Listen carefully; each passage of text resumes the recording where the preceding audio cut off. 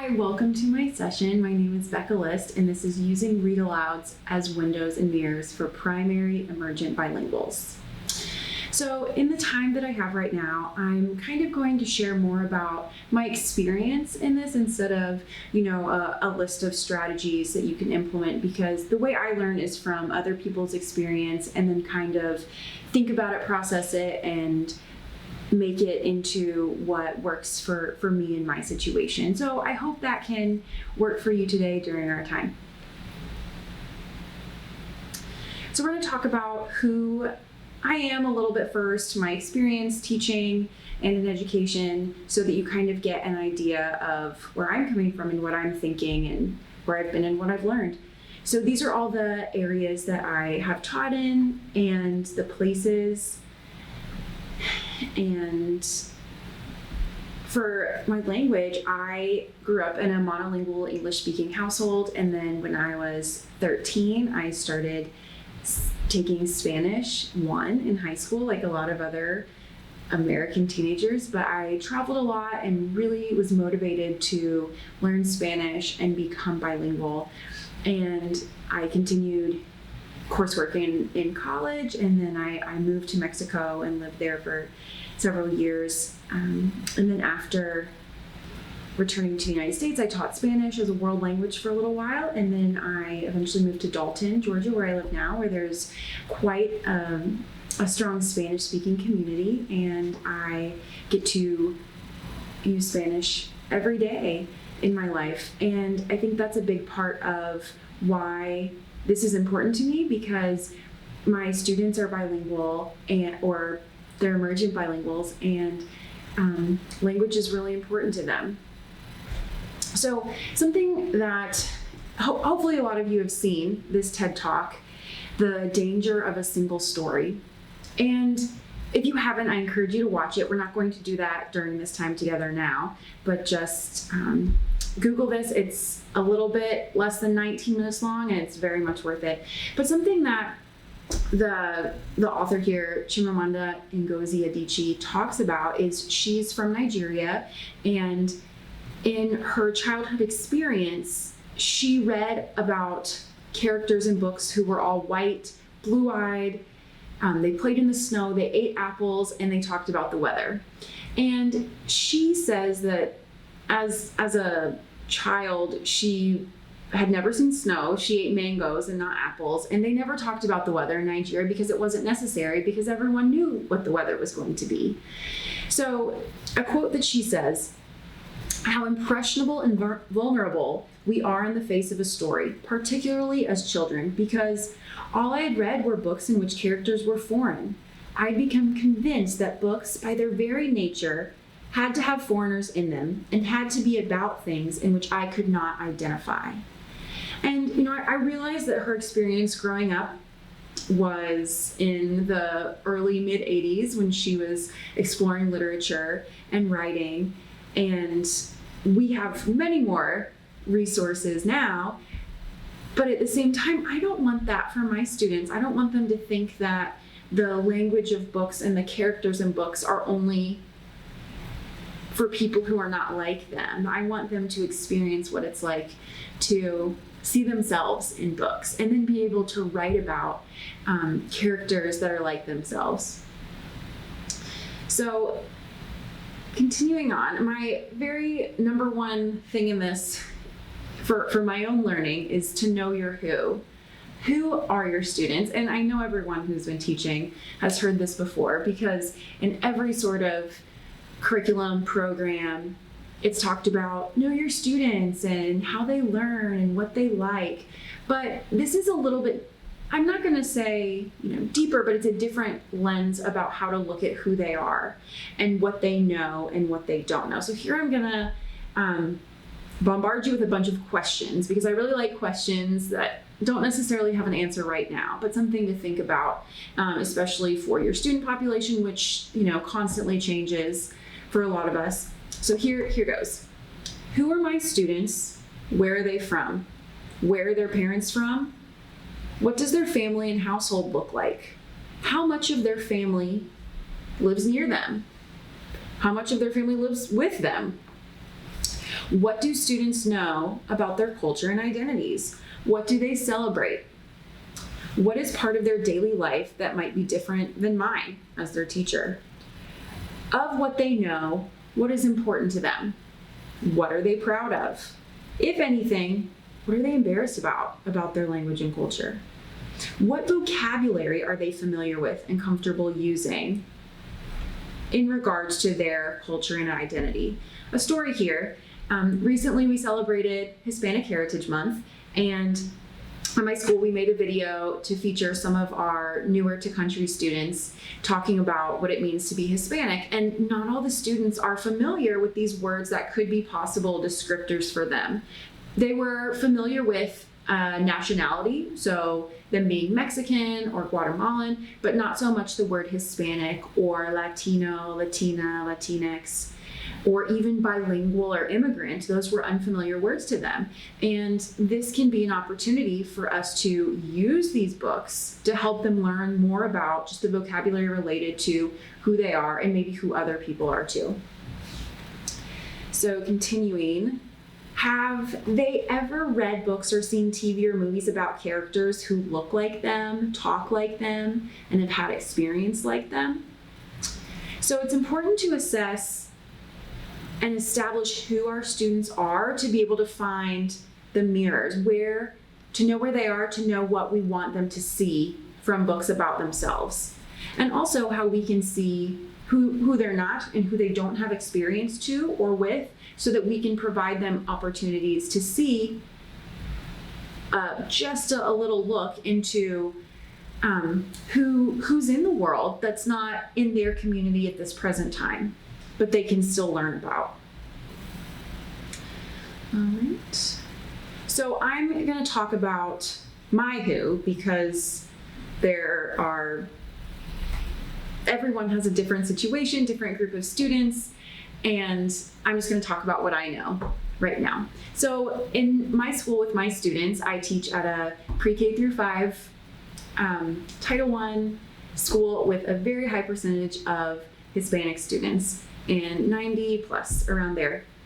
And my students are either immigrants themselves or their parents are, mainly from Mexico and Guatemala, and some from other Central American countries, a few Caribbean countries. Like I said, lots are immigrants or children of immigrants. Some have family that are far away, grandparents, aunts and uncles, even parents who are still living somewhere else. Most of their exposure to their teachers are white and Southern women, myself included.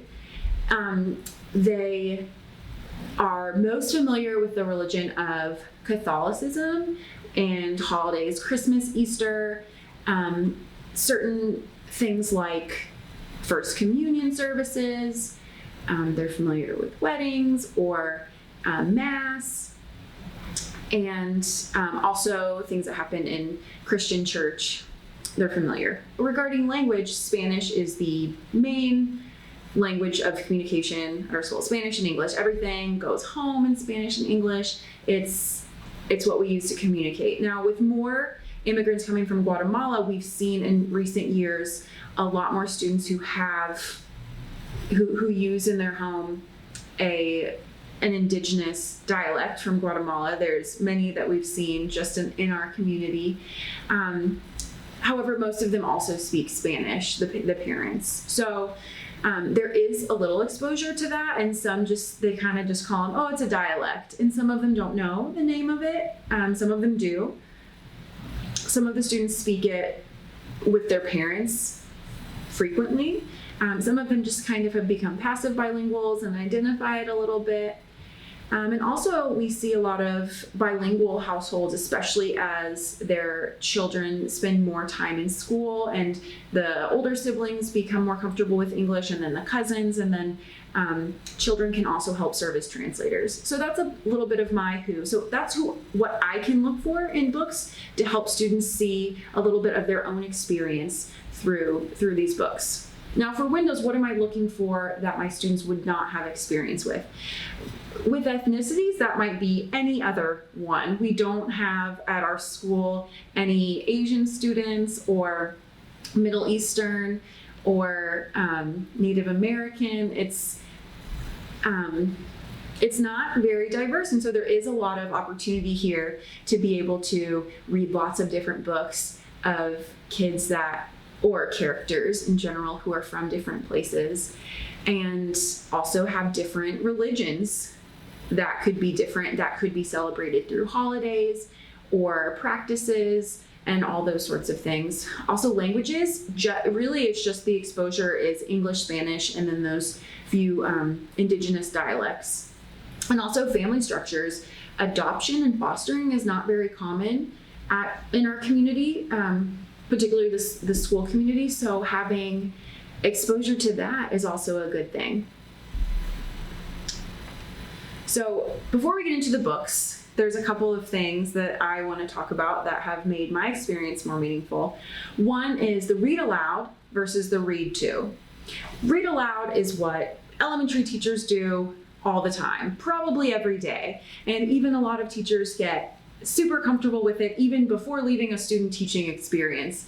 Choosing a book, talking about themes, writing the questions, preloading vocabulary. This becomes a very common practice. Most of the time, a read aloud is done whole group or a large group. And some teachers will hold the book with them because they need to read it, right? Like so. And how that's different from a read to, which I learned somewhat recently, but I have loved doing. I learned about this from an amazing professor, Sue Duncan at Georgia State, and she led in a program called Successful Start, and this is one of the main things that they promote in that program. The read to is meant for a smaller group of students. 4 to 6 would be ideal. And instead of holding the book as a teacher would in a read aloud like this, the teacher will hold it so that he or she is reading it upside down, and then the students can get as close to the book as they may if they were reading it themselves. So they're very close to the book. They're trying to get in the world of the book and really see the illustrations and be all up in here in this space. So as a teacher reading in a read to, I highly recommend pre-reading because it did not come naturally to me to read upside down. So I had to practice it, especially if I'm reading in Spanish, because I just need more practice reading upside down in Spanish. So there's that. And also it helps the students have access to language that they wouldn't have exposure to in their independent reading. So they're able to have exposure to this type of level of language, and also different topics of books that they wouldn't be ready for on their independent level, or even guided reading. And it just helps them a lot with comprehension. They're allowed to ask questions, make noticings, and just keep within the relevancy of the book, but also you're able to dig deeper into the meaning and the theme and talk about things that just come up with them. So thinking about how you want the delivery to be, if what you have and what you can do is in a read aloud, that's what you can do. Or if you work with small groups like I often do, a read to is also a good option. Now in our digital experience right now, I'm currently teaching face-to-face. A lot of teachers are doing digital, and I found last spring when we were completely digital, I had a really hard time reading read alouds and getting the book in just the right spot for the kids to see exactly what I wanted them to see in the picture. So I recommend this tool. This is just one brand. There are several. Lots of teachers have their own classroom document cameras. This one is a portable one, and it's phenomenal to work with. You set it up, it helps everybody. I could take it home, super portable, not very expensive. So this can also help if you're doing digital work. So here we're going to start into some examples of mirrors that I've experienced that are great for my learners. Okay, so we're going to start with some of these. I'm just going to explain why I picked these books and why I think they're good for my students. So this first one, They Call Me Güero, is a book of poems written about a boy who lives kind of in between, on the border situation of Mexico and the United States. And though his family's Mexican and most of them are very dark skin, dark hair, he's güero, which is like lighter white with blonder hair. And actually, I think he has like hair kind of like mine.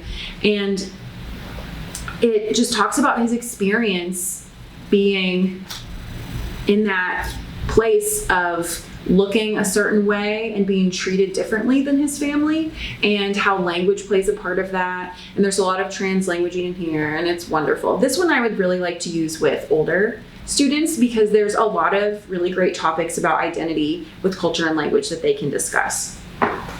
Next I have Dreamers by Yuyi Morales, and this is just a lovely book about it's her story actually about when she came to the United States with her son as a baby, and how they found the library and reading, and that really opened up a world for them. And so because of literacy, she was able to have a dream and do great things, which leads into another one of her books. And so it's just really cool to see, like, look, this lady had a dream, and look, she went on to publish more books. And here's just a really cool book about Frida Kahlo, but written by the same lady who wrote this.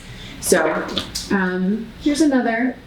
Renee has 2 last names. Renee tiene 2 apellidos. So this is a bilingual book, which is a really fun thing to do with kids. Sometimes just talking about, hey, this is a bilingual book. Today I'm going to read it in English, or I'm going to read both, or Spanish. And so this one is, separate. It has English on the top, Spanish on the bottom, and it just talks about the importance of names. And I know a lot of you who work with emergent bilinguals, that's an important thing of like picking how they want to say their name. Is it Angel or Angel, David or David? They get to decide what they want to be called, and also how they have a lot of children have 2 last names, and how, if they want to learn how to write both of them, then that's what we're going to teach them, and that's important to them. Okay. Another one is, what can you do with a paleta? ¿Qué puedes hacer con una paleta?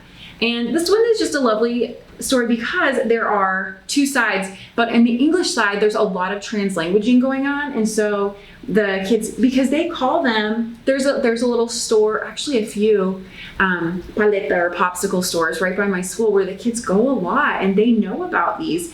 And there's a great part in the back, which a lot of these books do a really nice job of explaining and giving pronunciation guides about certain things. And so this one has acerca de las paletas, all about paletas and what they are and how they're sold. And then there's also a guide to the different flavors, and in English and Spanish. And so that can be something fun to work on. Next we have Speak English for Us, Marisol. And I love this book because it really talks about this little girl, Marisol, who's not very old, and she comes running home from school. She's so excited, but gets stopped several times along the way for adults in her life, her uncle, her family friend, to help with the English that she knows. She needs to help these adults. And then when she gets home, she's really excited to see her cat is going to have babies if they've been born yet, but her mom says, oh, I need your help. Come with me. Come do this for me. And it's just an experience that some of our students have. And in the end, the mother does talk about how thankful she is for her daughter, because it's a really important job for our students to be helping their family with the English that they've learned. And so it's just a really beautiful story that my students have connected with. Here's another one called Fiesta, and this is a counting book, and it's been really cool, especially to see young, like kindergarten students who are working on counting, and then also being able to identify. It's about getting ready for a party, and the family goes to the mercado, the little the market area, or in Dalton we call it la pulga, like the flea market, and all the things that they're shopping for the party, toys and things to fill the piñata, and then they have the piñata, and the kids they identify with a lot of these things. Oh, when my family does a party, that's how we do it too. And so And also there's the counting in here, and some of them do know how to count in Spanish, which is exciting for them to show each other like, hey, I can do both. It's really great. All right, another one I have here is Chocolate Milk, por favor. And I really like this book because a lot of times in books talking about diversity, it's all happy and, let's all love one another. But this book talks about like, sometimes it's not easy, and maybe not everybody accepts the new kid, and, maybe there's struggle. And so in this book, the new kid, he's crying at his first day of school, and then the other little one decides, I want nothing to do with him because he's a crybaby. And then the new kid becomes kind of popular because he has a lot of soccer skills, and there's like jealousy and this kind of anger towards the new kid, but then they work it out and they become friends. And I feel like the struggle is honest and, something that could be real and happen, but I think the kids really identify with that. And there's also a beautiful story and picture of the real child that this was his story. So I love that too. All right, moving on. This book, Pepe and the Parade, was an awesome book to share at the beginning of Hispanic Heritage Month, because there's a parade for Hispanic heritage. That's what the book is about. And the illustrations are gorgeous. And the students that I read this to were so excited to see so many of the things that they celebrate. The different clothes, they have all sorts of the flags. There's the food, and the students notice it's also a trans-language book, so there's lots of words in Spanish in here that they identify with. And like the students, oh look, there's the mariachis, we know what those are, we use, that dress, my mom has one just like it, I have a little one just like it, I wear it for fancy occasions. So it's just really a fun book. And they might not know about all the things because it might not be from their culture, but there's other ones. Like these people are part of like another Hispanic culture, and they have this kind of clothes for special occasions, and this is their flag. So it's a nice overview of all those things and appreciating like the different things about Hispanic heritage. This book is available in English or Spanish, but it's not bilingual, and I just have the Spanish version. El día en que descubres quién eres, the day that you discovered who you are. And it's just a really nice book. There's a lot of diverse characters in here from different places. They have different things that kids sometimes struggle with that make them feel different or like other than, and so it addresses that in a really beautiful way. Here's another one, Oh No, Gotta Go. And this situation that this book addresses is very common in young kids. The family gets in the car and oh no, the little girl needs to use the restroom. And so they have to figure out that situation. But they do it in such a fun way because they go all across town. And the book is beautifully trans-languaged. And I love this, they have all the words that are in Spanish in bold print. So then, not all books do this. In the back, there's a pronunciation guide for any teachers who, aren't really sure how to say these words, because there are several. And I think it's a pretty good, friendly pronunciation key for those who aren't as familiar with Spanish. And it's just a really fun book and is very relatable for especially our younger students. And then back with poetry again, here is, there's some of Laughing Tomatoes and other spring poems. There's another one for summer poems and winter poems, and there's English and Spanish of them, and they're both side by side. Sometimes Spanish is first, sometimes English is first. It kind of mixes it up, and I really like that because it's not really favoring one over the other because they're both in there. One's on top, one's on bottom, and it talks about different things that might be relevant to our Spanish-speaking students in the form of nice, short, lovely poems.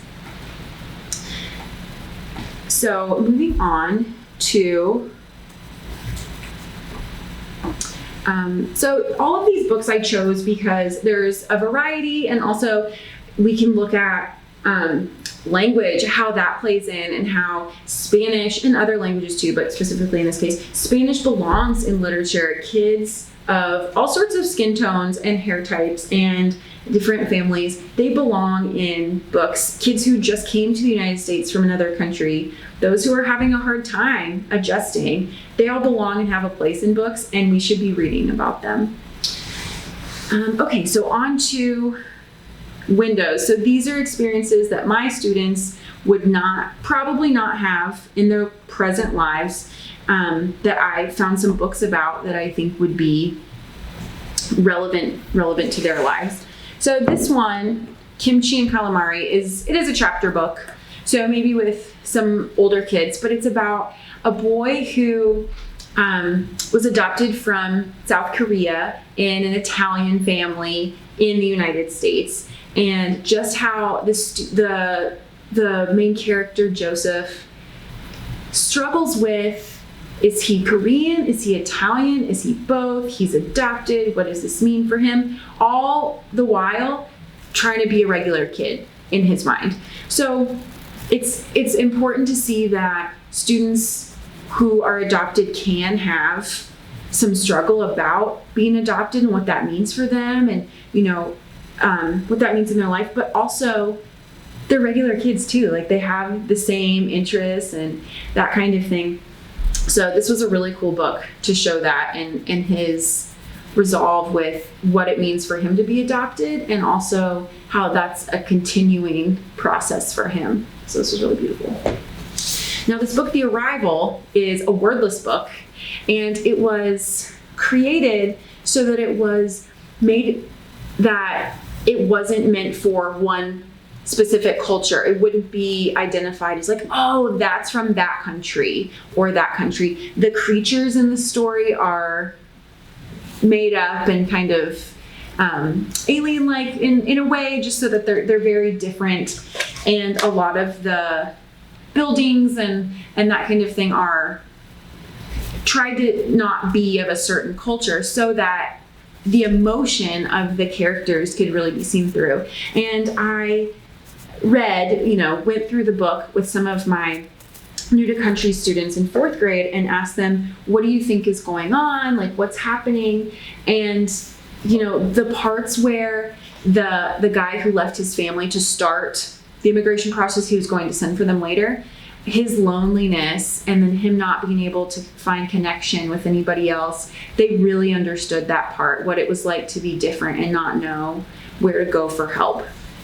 So this one really brought a lot of good conversations, just about immigration, being different, having to figure it out.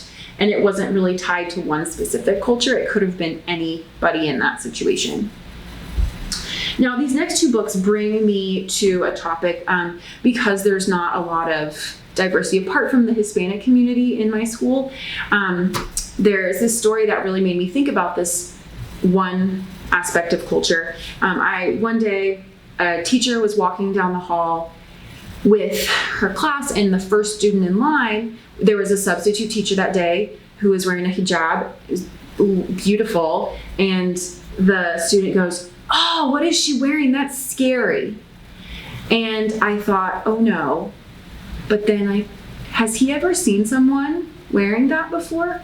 Probably not. His teacher did an amazing job of, saying, you know what?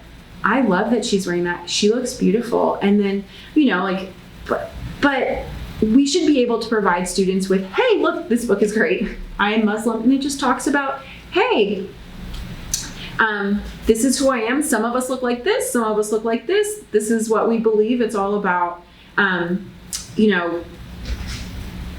so there's some holidays in here, and, we come in different colors, shapes, and sizes. So this book was really helpful in just showing, hey, here's some people, some of them might wear this, and this is why, and that's great. Just so they have some exposure to something before.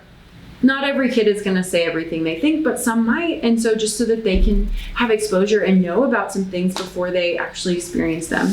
Here's another one, Golden Domes and Silver Lanterns, a Muslim book of colors. And just also, so there's more exposure to the culture and religion, but also about putting in color. So it's like everyone experiences color, but then tying that into like what it means in the Muslim experience within this book. And that's really great too. All right, so same, but different. This one is just really great. It's just a super diverse look at lots of different kids, how they live and how it's different. And I think it's illustrated really well so that all of these things look attractive and interesting. And so that there's curiosity in all of these different kids, what they look like, how they live, where it is, what's going on there. And so I think that's really awesome. The Name Jar is a really great story about this little girl who has to decide, moving to the United States, what she wants her name to be, what she wants to be called. And I think that's important because I've experienced this so many times asking kids, how do you say your name? And they say, oh, however you want. And I'll say, well, is it David or David?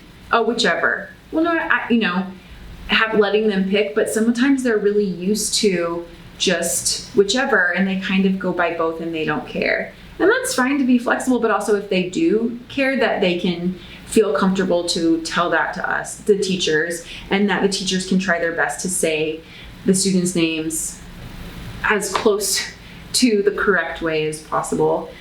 Another book is I'm New Here, and this is all about all different students from all over and the immigration experience. And even though some of our students have been immigrants, they don't know other situations. Like most of my students who have been to school before have a very similar alphabet, not like the little friend here from China, and he has a completely different system of writing and how that's really difficult for him. And then this final one was just an interesting thing that happened recently with one of my friends living in England, and her daughters are biracial and they have the most beautiful, super curly hair, and have been going to school, and they're the only ones with hair like that. And she said this book has really helped them. And so, yeah, I just wanted to share these books. This is just a very small sample of all that could be and all that we could use to help students see themselves in books and also learn a little bit about other people.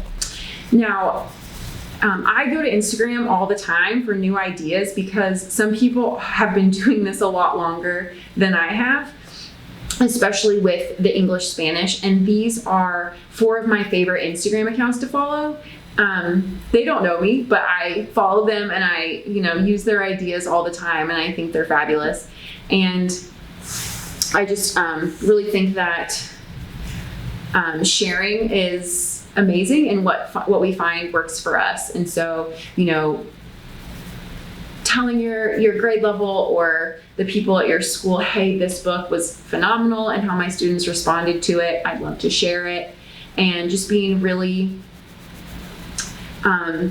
available and open and honest with kids about like, hey, we're all different, but who you are is important, and let's try to find that in books. And then we can write about it because your story is important. So thank you so much for listening, for spending time here, and I hope you may have learned something from my story and just try to see, I can always find more I can always continue to make this more meaningful for my students using literature intentionally. And thank you so much for your time, and have a great rest of the conference. Bye.